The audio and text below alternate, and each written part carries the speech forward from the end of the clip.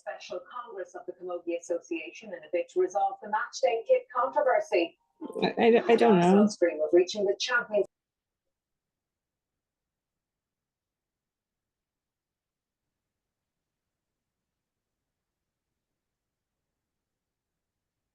Hey everyone, thank you for joining, and it's my pleasure to welcome you to today's Heart Failure Lunchtime Talk. My name is Mary Cummins. I'm the Heart Failure Service Coordinator with the Irish Heart Foundation. This year, for the European Society of Cardiology for Heart Failure Awareness Week, the theme that was set was Heart Failure Doesn't Stop Us. A diagnosis of heart failure does not need to stop you living life. Yes, there may be challenges, but many individuals find ways to live active and fulfilling lives. So for today, we're going to focus on the psychological and emotional impact of heart failure, and also to listen to a person's lived experience of heart failure. We understand not everyone can join today, so there will be a recording that will go out to you next week following this event. I encourage you all to use the chat function to make any comments or questions. If we have time at the end, we will have a Q&A. And just if everyone could please just make sure that their microphones are on mute throughout, that would be greatly appreciated. So we have two speakers for today. Our first is Dr. Sinead Mulhern. Sinead is a principal clinical psychologist at the Mater Hospital. Sinead will share her experience on the psychological impacts and mental challenges of living with heart failure. And then after Sinead, we'll have Carmel Finnegan. Carmel is one of the Irish Heart Foundation's patient champions, and she will share her personal journey and story of living and managing with heart failure. At the end, I'll share some information with you about our other resources and supports. But for now, I will invite Sinead to come on the screen and we can get started. And I'll just share her slides as well. Hi there, thanks for having me. Can you hear me okay? We can, yes. Okay, great. Okay, so I'm Sinead Mulhern. I work in the Mater Hospital. I am here nearly 10 years now working on the cardiac rehab program. You can move, let me see, can I move to the next slide?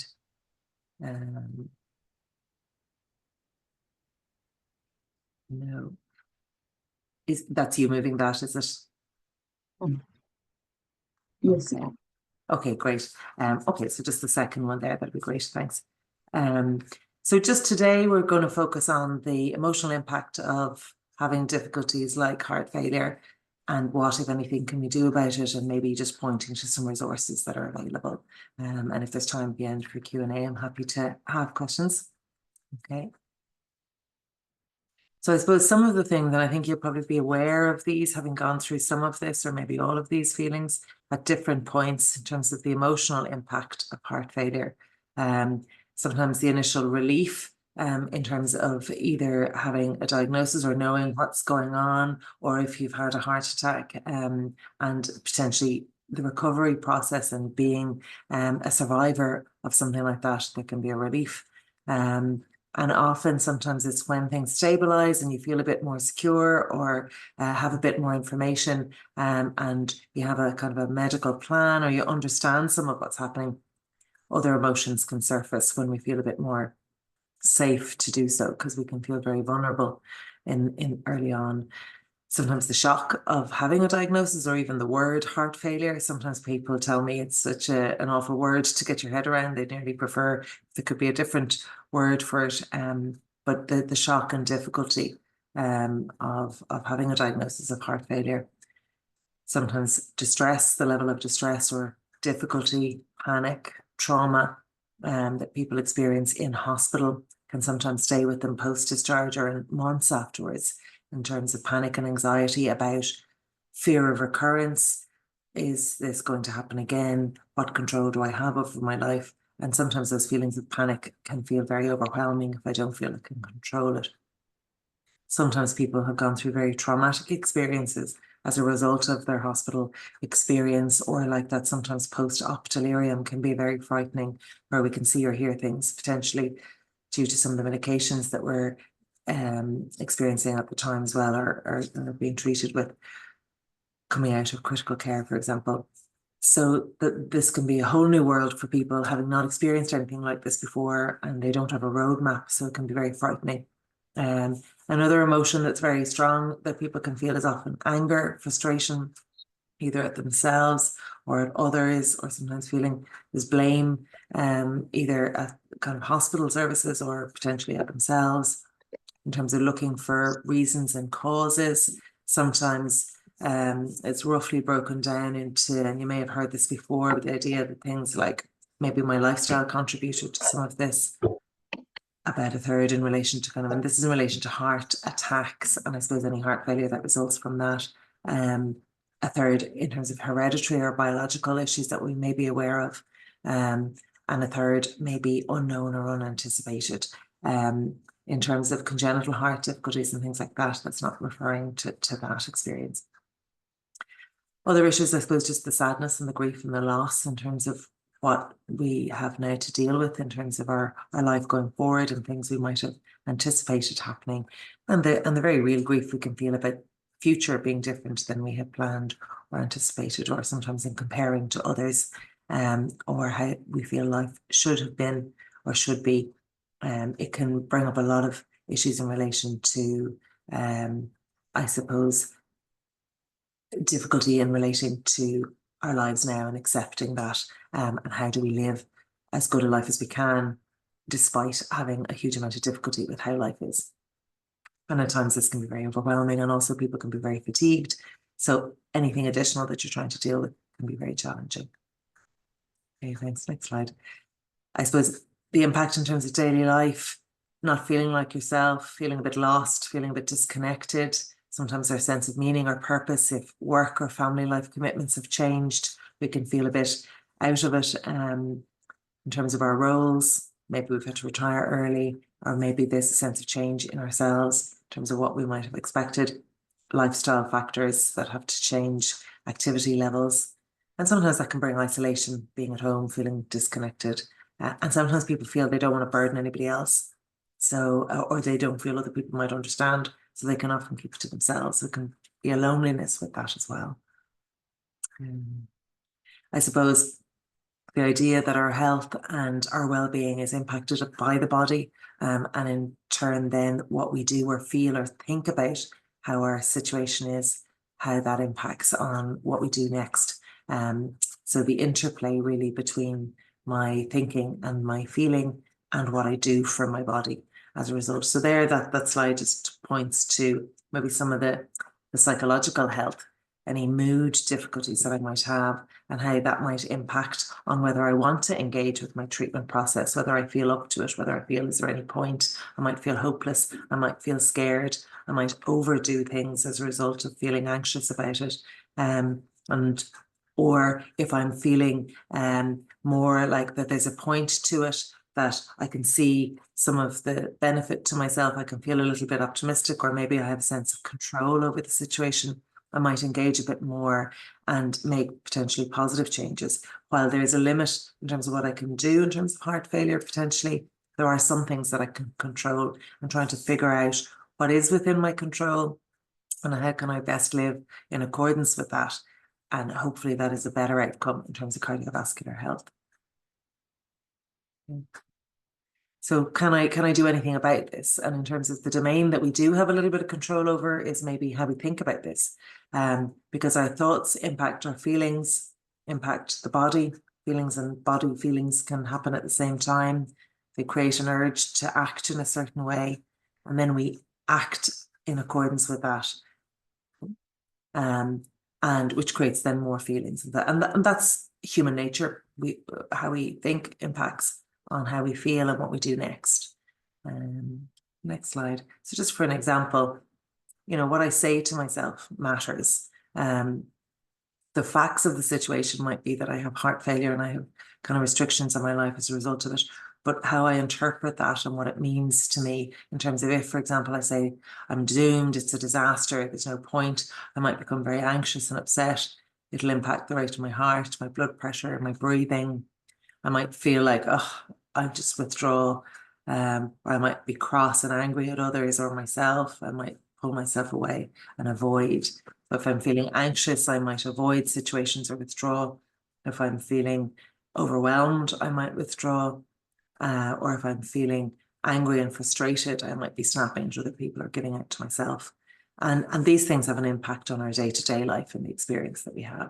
It doesn't change our medical situation, but it can change the quality of our life.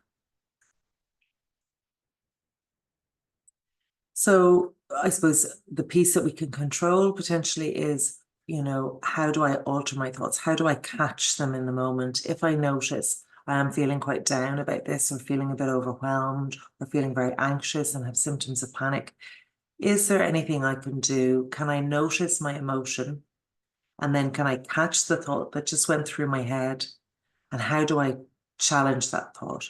How do I say something different to myself?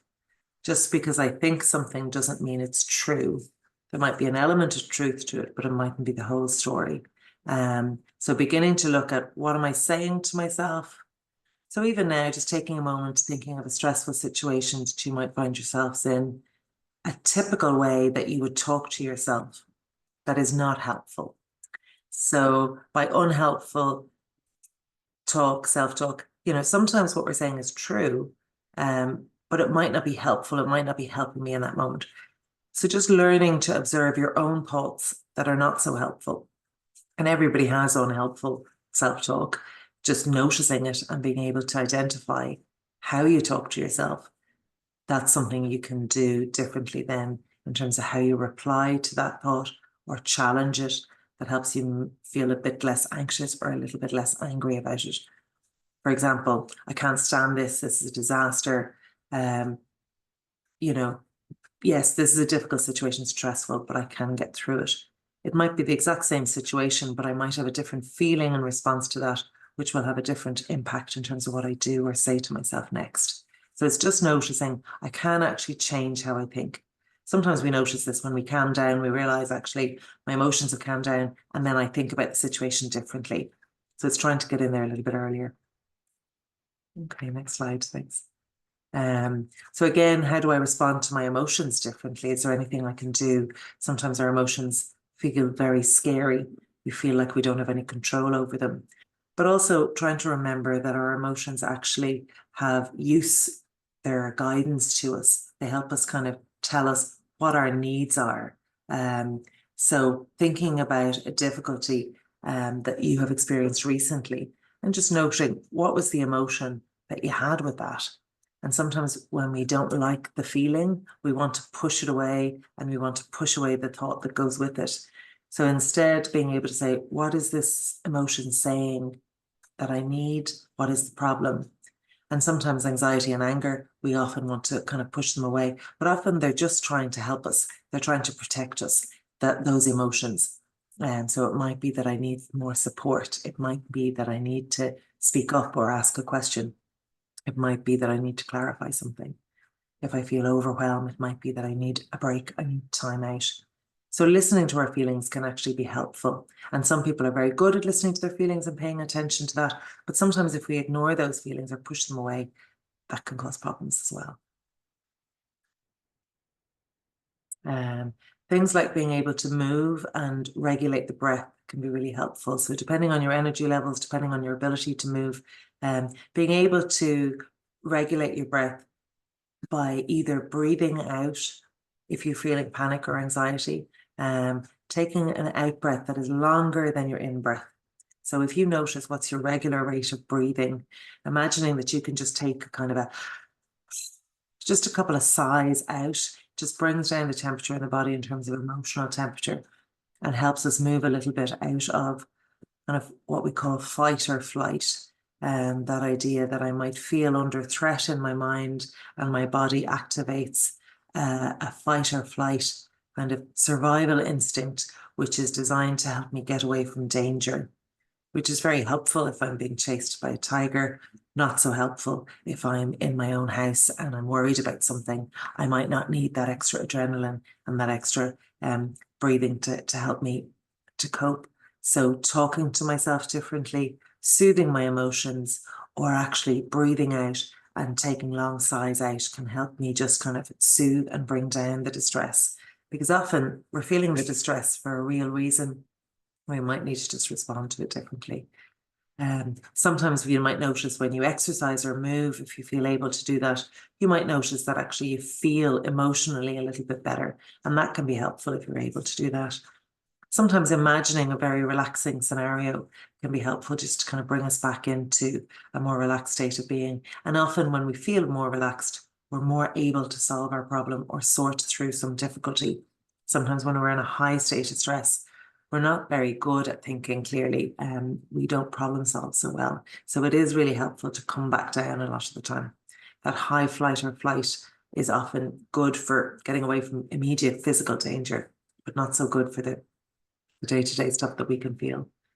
And mindfulness can be a really helpful approach. And there's a lot of stuff online in terms of what's available freely. On our Matter website, there's a number of mindfulness exercises, I think on the Beaumont one and on Vincent's one as well. There's also a lovely 8-week course, I think it's called halloos.com. It might be in the resources at the end, but it's a free 8-week course that if anybody is able to partake in something like mindfulness, which essentially just means paying attention in the present moment to one thing without following your thought, which often, if we're anxious or distressed, can bring us into quite a difficult emotional state. So it can be a good way of coming back into the here and now. It helps kind of the mind and the body connect a little bit better, slow down and figure out, I suppose, what exactly do I need right now. So there's a lot of good resources on mindfulness and people can find that quite helpful for managing emotional distress. Okay. So this is just an example of how our thoughts can impact our emotion and our behavior in a little bit more detail. So for example, I might have a thought that I can't cope with this, can feel very anxious and distressed. I can have an impact on my body in terms of increased blood pressure, increased heart rate, muscle tension, my breath might shorten, and I can have irritable bowel symptoms or difficulties with nausea. And then I might do things like seek alcohol, try and work harder through it, or withdraw and keep to myself, snap at others. So the boxes on the outside of the circle are the ones that really are more helpful in terms of looking at, if I have difficult thoughts in a situation that's stressful, how can I recognize the thought? How can I name it, label what's happening? Am I able to say, is this helpful right now? Can I challenge any negative thoughts or the critical part of myself? Can I accept some of the difficulty in this moment and let go of some of my suffering in relation to it? Even though I might not like it, can I accept that this is actually what's happening in this moment and seeing what would help me rather than fighting against some of the distress that I'm feeling? For example, if I'm saying to myself, I shouldn't feel like this shouldn't be happening, it's not right, we can get a lot of distress or anger in response to that. So sometimes it's more helpful to figure out, how do I accept this and be kinder to myself in responding. Sometimes I need to talk to somebody, get some support. Sometimes just acknowledging that I'm doing the best that I can here just helps you to figure out, okay, that I'm coping. I am in coping mode. It's difficult, but I am coping. We've talked a little bit about some of the things you can do in relation to breathing and emotional regulation, and sometimes just taking a time out. Having things that are meaningful to you and almost like a meaningful list in your day-to-day life of things that make you feel connected to yourself, things that make you smile, things that make you feel a sense of purpose or a sense of meaning, are really important, because sometimes our roles have changed, our life outlook might have changed, but we still have things that we really value.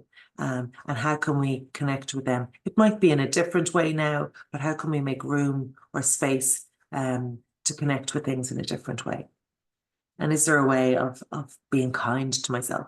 If my friend was going through this, what would I say to them? What would I expect anybody else going through this situation to do? And how might I bring some of that compassion to myself? Often we have a different expectation of ourselves than we do of others. Things like being able to mind the body, being able to take care of ourselves, ensuring our self-care. Sometimes if we feel a bit down, our self-care might fall away. Sometimes if we feel a bit anxious, we might not be able to care for ourselves as well. Might feel agitated, too agitated to relax. So being able to have a point in the day where you can exercise if you can, you keep an eye on your self-care in terms of your sleep, your diet, doing what you can to mind yourself. And then also having things that are relaxing, get you some time out, and potentially time out of a busy mind or an overwhelmed mind. And then things that we enjoy, things that pamper the body and just minding the body a little bit more. And in terms of actions, then how do I use things like goal setting to be able to try and work towards things that are of value to me? Actions like exercise and self-care, having an ability to pace yourself and to have time out is also important. It doesn't mean that I'm failing, or it doesn't mean that things are going wrong. If I'm being realistic and accepting and facing up to, actually, what have I got? If I have X amount of energy, what can I do with that? And that's living the best way that I can. And that's important to acknowledge. Okay, so the next slide there. I suppose some of the threat and the distress and the anger and hurt and frustration that we can feel in relation to things that we feel may have gone wrong or may not be okay. If we were to flip some of that anxiety and tension to focus on the fact that actually I am still here, and that is the silver lining in some of the heart-related difficulties that we've experienced, especially some of it's caused in relation to heart attack. Often we can feel that we should be here forever, that we will be here forever, and human nature denies that we're actually mortal. So that's a very normal experience that we all have. But when we have a medical condition that reminds us actually we are mortal, it bursts the bubble, it feels very threatening, we're out of our comfort zone, we don't really know where to put this information. Even though logically we know it, emotionally we don't really believe it. So it feels very threatening. So it can be very hard to override anxiety. We have a bit of a cognitive bias towards looking at difficulty. If I have a problem, it's very hard usually for my brain to let go of it. So being able to actively work on overriding your anxiety, like using your breath, etc., is really important. Being able to have certain phrases or mantras almost that make you feel good in that moment if you're overwhelmed. Really important. Beginning to focus on how do I want my life to be and what brings joy, meaning and value to my life is really important. So this period of time now is also an opportunity to reset, and we can kind of continually reset. It's like, okay, right now I'm able for this. How can I use that in the best way that I can? How can I live to the best of my ability? Okay, next slide, please. Conscious of the time there now as well. I don't want to. So I suppose spending time thinking about what does make me feel like myself, what values do I have? And if I don't have any real connection to values or a sense of meaning,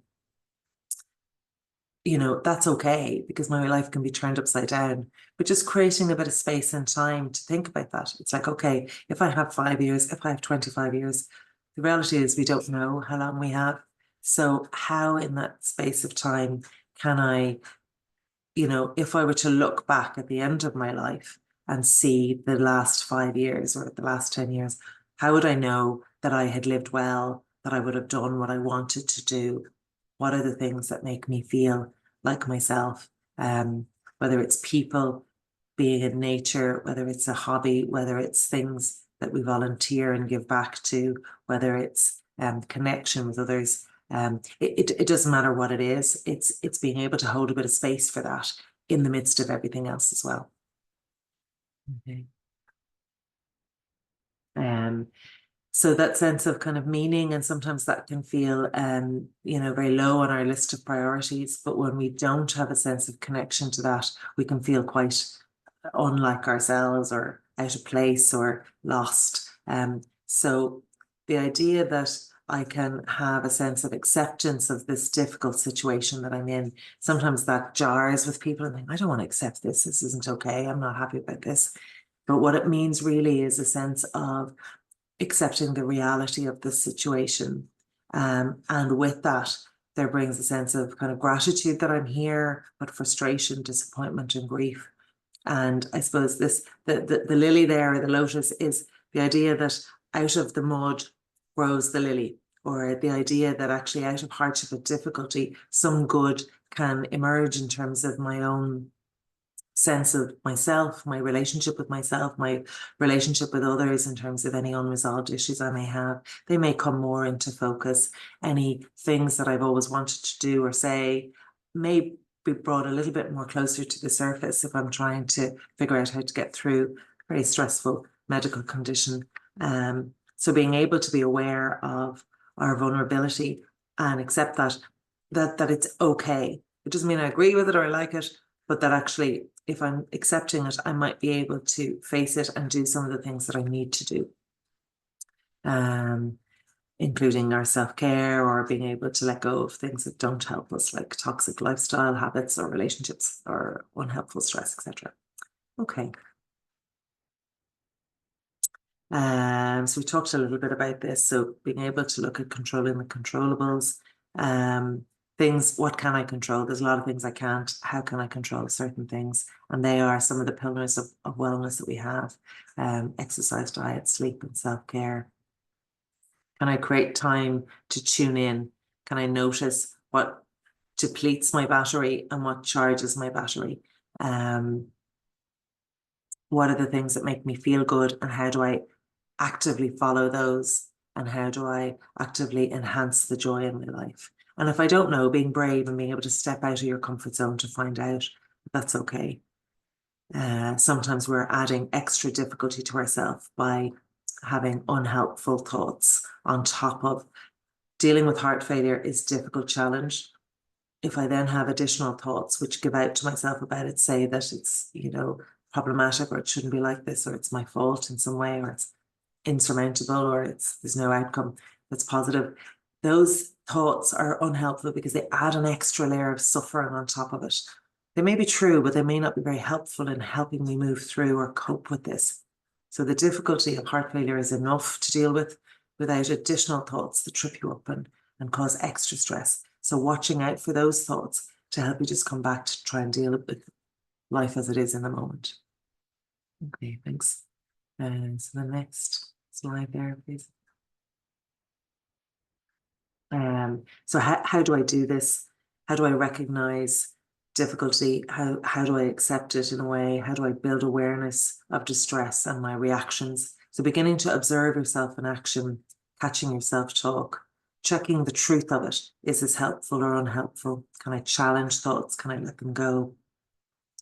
Observe how you feel, so not fueling the fire of the difficulty. Observing the impact of behavior on your mood, slowing down and choosing how to respond, and things like mindfulness can be very helpful at helping us to slow down. Okay, next slide. I'm repeating a little bit of some of the things there, so I don't want to dwell on that too long. So if I am, if you're ever in a kind of a moment of stillness or being mindfully aware, making choices from an awareness place rather than just reactive automatic pilot are often more considered and more helpful. So basically allowing your emotion to arise, feel it, and letting it pass, like a way of saying, okay, this is okay, maybe breathing into it, and then labeling the emotion, okay, I'm distressed here now, and then saying what would help. What do I need in this moment? How can I be kinder to myself in how I talk to myself? How can I be aware of helpful behaviors? So almost having a list of things that are helpful ways of talking to myself, helpful ways of behaving in a stressful moment, and helpful way of kind of relaxing or relieving tension. If we spend a few minutes thinking about those when we're in a good mood, then when we're in a bad mood, trying to go back to that place or these thoughts that you had before. because it's very difficult in the moment of distress to remember these things unless you've maybe thought about it. Okay, next slide, please. And I think it was the next one again. Is that? Oh, they must have. Oh yeah, you can just fill all those. Yeah. Again, I suppose the acceptance piece we've talked about, treating the body well, challenging some of the negative thoughts, and figuring out, how do I drop this thought? How do I let it go? How do I let it fall away? And following the joy, any joy that can enhance our lives in the space of time that we have. And the like of exercise, if we are able for it to be able to help us manage stress and mood.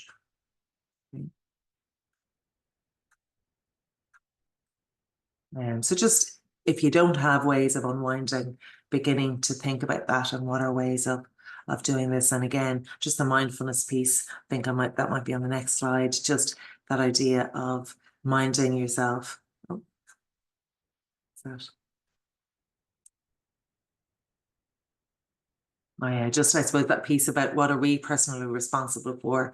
Where did you find that? I've been searching for it everywhere. I created it myself. The little logo of happiness in the middle there, if anyone you can't see that. But just that there are some things we can do. We can't control the whole situation, but we can control some of it. And I think the final slide might be some resources that are available. Yeah, so on the HSE website, they have a nice new program on there that was developed by some of the psychologists in the HSE, balancing stress. And again, it's I think you just register, but it's a pre-recorded free session, so you don't have to engage with it. You can just look at it and pause it when you need to. The Living Well program is in the HSE as well, and that's in person or online in terms of dealing with a chronic condition. And then there are some resources there in terms of looking after yourself. Lots of mindfulness resources. I haven't put up the Palouse one there, but it's PALOUSE.com, and it's the mindfulness 8-week free course for anybody who's interested. And if you were to try something like mindfulness and you start and you think, oh, this is not for me, just give it a couple of goes before you dismiss it, because it can be something people think, well, I tried it a few times and then I kind of got it, or got it a little bit better. But it's hard for most people to try it. Okay, and there's some other resources on there in terms of if you would need to speak to somebody, and I know the Irish Heart Foundation also have their resources that people can link in with as well in terms of talking to people. Okay, so sorry, I hope I haven't gone over too much there. That's great. Thank you so Okay. much, Sinead. Wonderful. I wrote down some, I suppose, thoughts that came up for myself was about what you were saying about trying to control the controllables and the breathing regulation, mindfulness, I suppose choices and goals around, like you said, if there is that stressful scenario about feeling your emotions, but then how you want to behave and relax towards them. So that's great. And yeah, and I suppose just about you as or us as individuals, you know, that we have our feelings and we have our thoughts, and that's how you talk to yourself and what you want to get as well. So I hope and no doubt that everyone has some great insight from that. So I'm going to now pass over to Carmel. And Carmel, if you give it yours. If you want to come on the screen and start. Can you hear me? Yes. Yeah. Hello, everybody. My name is Carmel Finnegan, and I am 40 years old. I am a primary school teacher in County Louth, and I've been asked to share my experience with postpartum cardiomyopathy or heart failure. So following the birth of my son, Senan, 7.5 years ago, that was soon overshadowed by a silent struggle at the time. So in hindsight, which is great, while being pregnant, those early months of pregnancy, I realized now that the exhaustion I felt wasn't just normal exhaustion, or wasn't that of being pregnant. My breathlessness was written off to anxiety, first time pregnancy, and my excessive swelling wasn't just pregnancy related swelling, it was obviously fluid gathering in my body, and my heart was really just failing to keep up with the pace of growing a new life, all of which we didn't realize until after Senan was born. So I suppose being very honest, looking back, the fear was absolutely isolating for me at the time. I was met with a lot of uncertainty, and that was very overwhelming. And added to the burden of all those things, I was told then that what would be best for my health would be that I wouldn't have any more children. So at the time I was 33, and I suppose that hit me like a ton of blocks. And it was like a real profound loss for me, and it closed the door on a future that I had never sat and thought about too long, but I suppose then my choice was taken away of what my future then was going to look like, and that of my husband's too.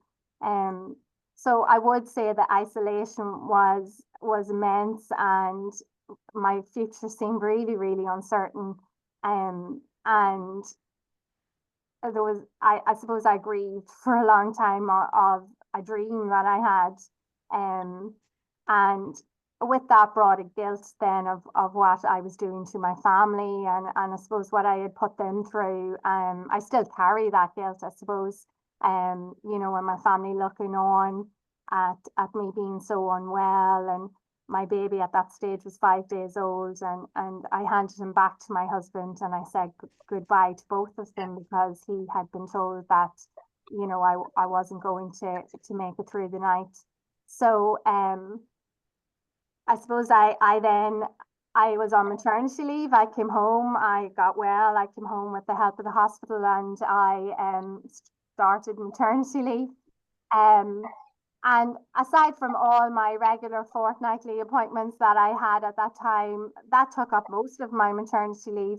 I did have a very supportive principal who then advised me to apply for critical illness cover. But I had to exhaust my normal sick leave in time first before I would be allowed the critical illness. So although that was really beneficial at the time, when I then returned to school, I then had no sick leave for 4 years afterwards, or very little sick leave for 4 years afterwards. That was always in my mind. But Senna was born in 2017, and of course COVID hit then, and that added a whole new layer of anxiety to me. And at the time, I suppose accessing, like everybody, accessing medical support was risky, and with having a compromised heart, I just felt very overwhelmed by the whole thing. Bearing in mind then I had very little sick leave, and I'm a primary school teacher, so when we returned to school, I had a class of 28 junior infants, so that was brilliant. But you know, with routines and things in place, I suppose they were the best in the world to me. So I suppose it was during this really challenging time then that I found the Irish Heart Foundation, and they became a lifeline for me. And through their online resources and their support groups, then they gave me a sense of connection to other people, and a physical contact. Then when physical contact was limited, they were my contact. And I was able to use their services then to get advice and speak to others who were in similar situations. And then my world started to open up a little, and reading other people's stories, and I took a great comfort and strength from other people's stories, and I availed of their nurse support services and counselling and all those things, and the online Facebook group, support group, and in the early hours of the morning when I would be up feeding the baby, it was them that supported me. So they gave me a sense of empowerment to be able to like deal with my condition, and I got great strength from them. So the information that they shared with me, I then began to understand my condition, but then I decided to advocate for others. And when I was asked to join the Patient Champion program, I said this would be my chance to give back. So I have trained with the Irish Heart Foundation as a patient champion.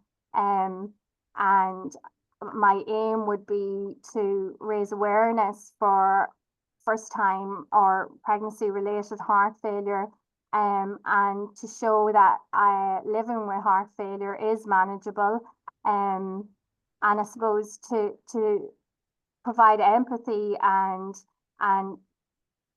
help give an understanding to people in the healthcare system and the wider community of what the signs of pregnancy related heart failure. So just to conclude, I have had a second baby. He was born 2 years ago, and it was with the help of the Rotunda and the Mater Hospital. I decided to start running. I ran the roads. I got myself as fit and healthy as possible and got through every test possible. And it was from reading other people's stories that it gave me the strength and the resilience to be able to manage my condition. Paddy is now 2.5. He was born 6.5 weeks early. And although I spent a week afterwards in the Mater Hospital in CCU, either of us haven't looked back since.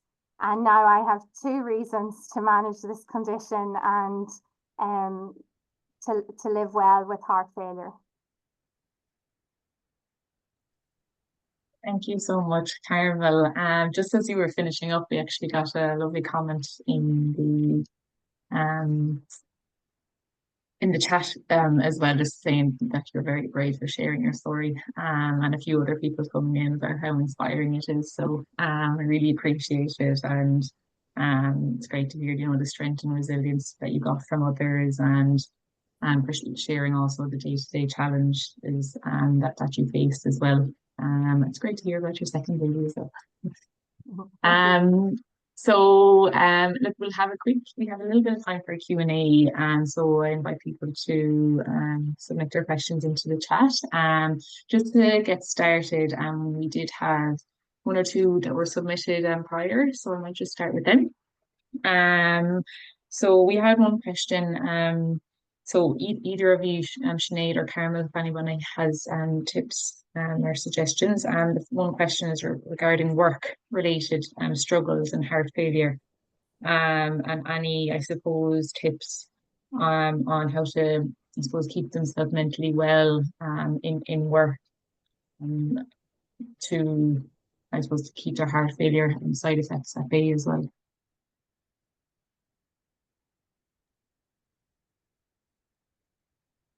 Not sure if you'd like to say anything there, Carmel, or you kind of said a little bit about it already, or? Well, I'm currently at work, so I'm in the classroom at the minute. The kids are outside. Oh, very good. I'm different in a sense of, I would have a short day. I'm not going to deny that I have a very long day. I suppose I would be exhausted when I go home. I watch myself. I would go to bed quite early in the evening, and we would be up in our house from 6:30 in the morning. I suppose it would be about sleep, diet. There would be no salt in our house. We would reduce processed foods quite a bit, hidden sugars and salt content and things like that.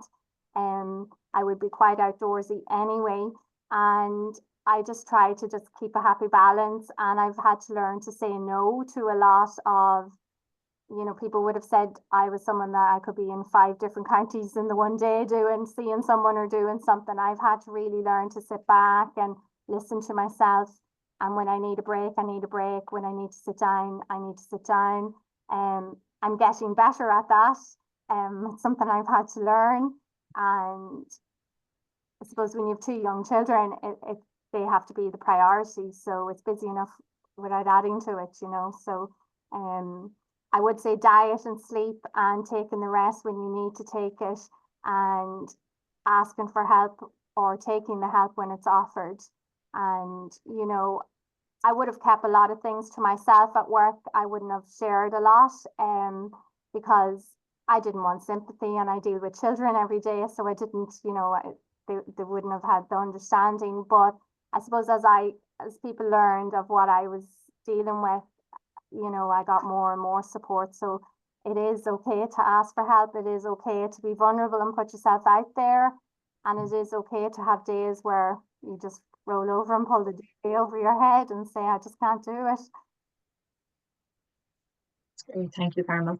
I think there's, just in terms of responding to that, just and I think sometimes, because you've kind of said everything that I might have said in terms of, you know, just the self-care piece, and the pacing piece of, you know, that you're actually doing yourself a service by, and often we don't have a choice anyway, but in terms of doing yourself a service of being realistic in relation to what you can actually manage, that sometimes people feel like they have to push through, or they're failing in some way if they didn't do what they were doing before, or hold themselves up to very high expectations, but actually often would never hold anybody else up to the same level of expectation, where they would understand, actually, God, yeah, you take a break if you need a break.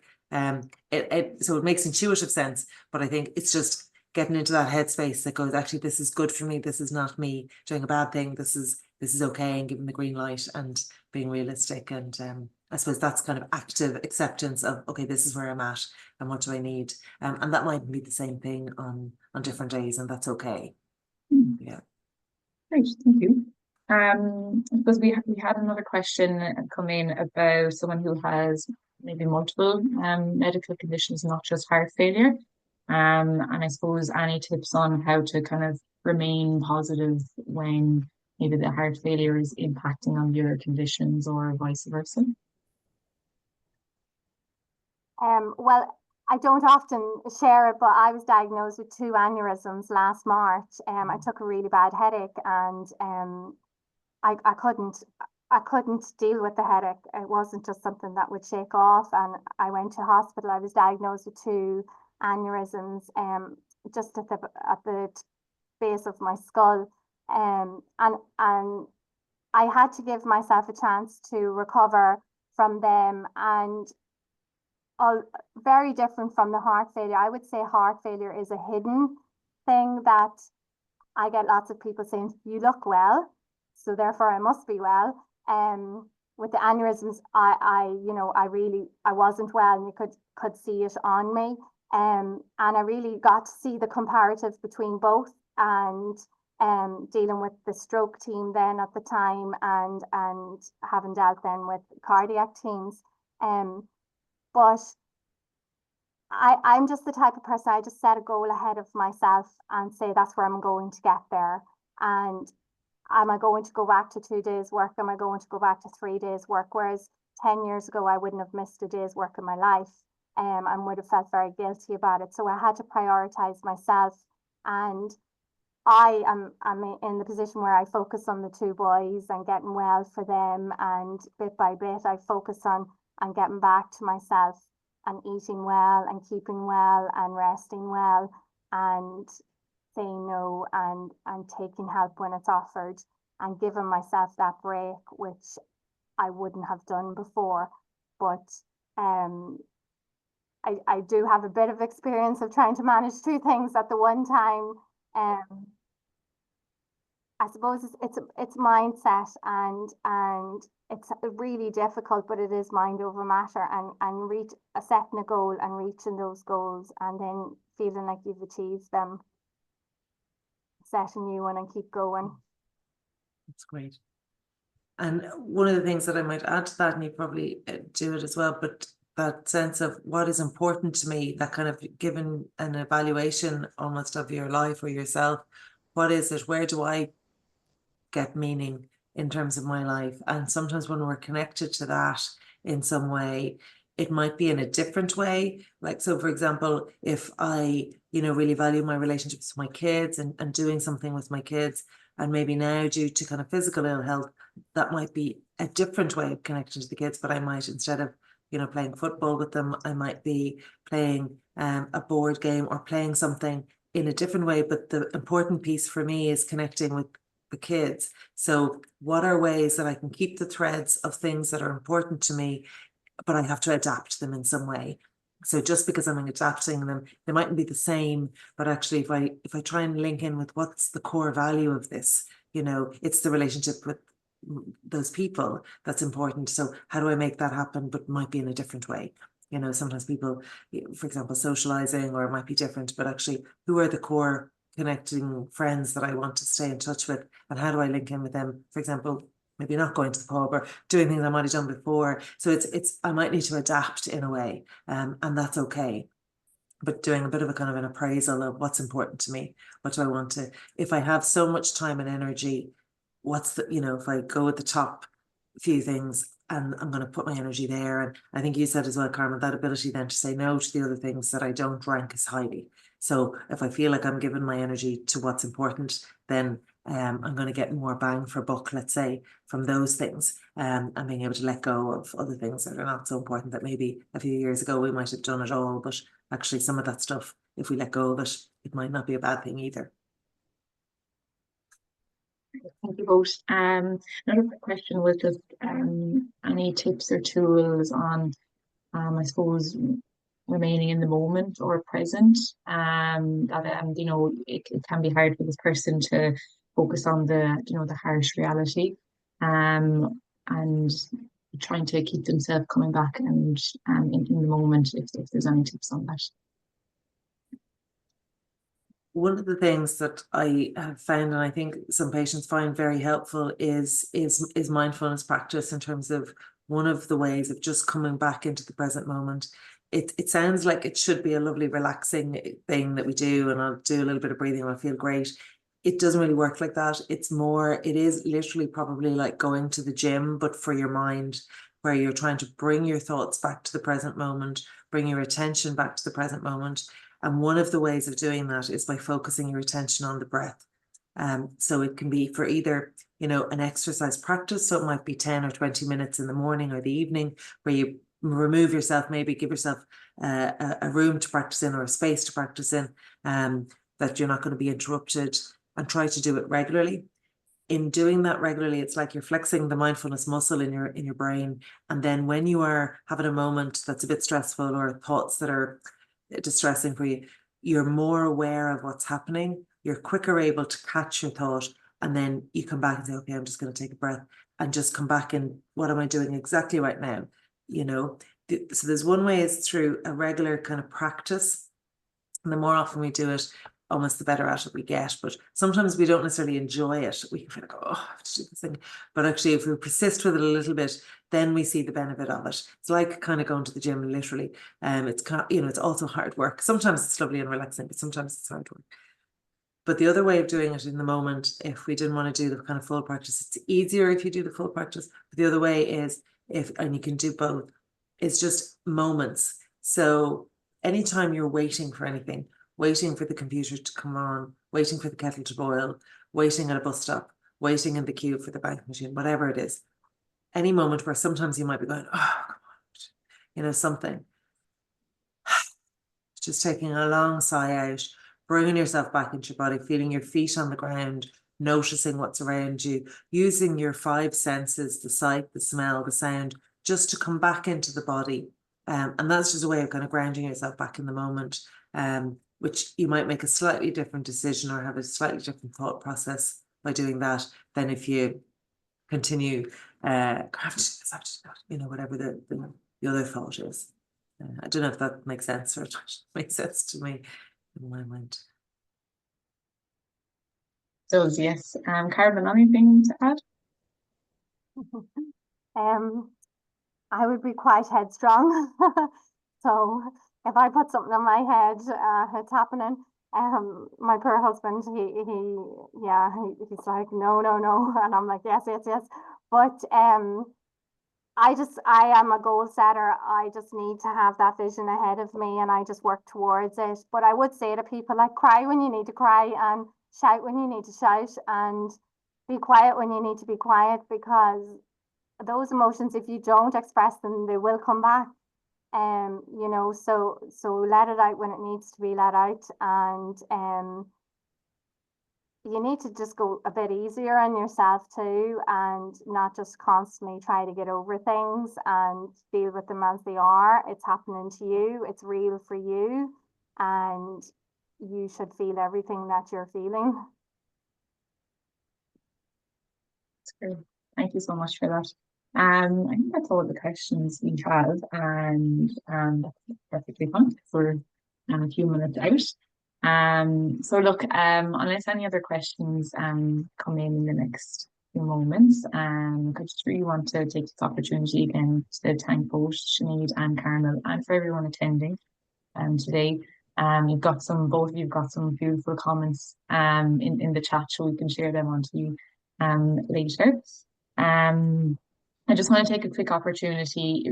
There was some information shared in the chat as well for everybody on the Irish Heart Foundation support services and how to get in touch or to be referred into us. So on the information that was shared was our nurse support line, the Heart Connect program, which is specifically for people with a diagnosis of heart failure. There's the counselling service as well. So there's a free counselling service. I suppose there's also our website. So the website is filled with some fantastic resources, tools, and supports. There's also Stay Connected, which is a newsletter that people can sign up for.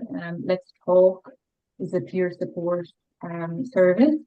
And we also have the Facebook network page. I might actually link that in here just before we finish up if anyone wanted to join that isn't a part of it. And then we do have online and in-person peer support groups and then short-term courses. So we'll send this to everyone again next week with the recording of this. So look, no other questions came in. So I think we can call that a date for today.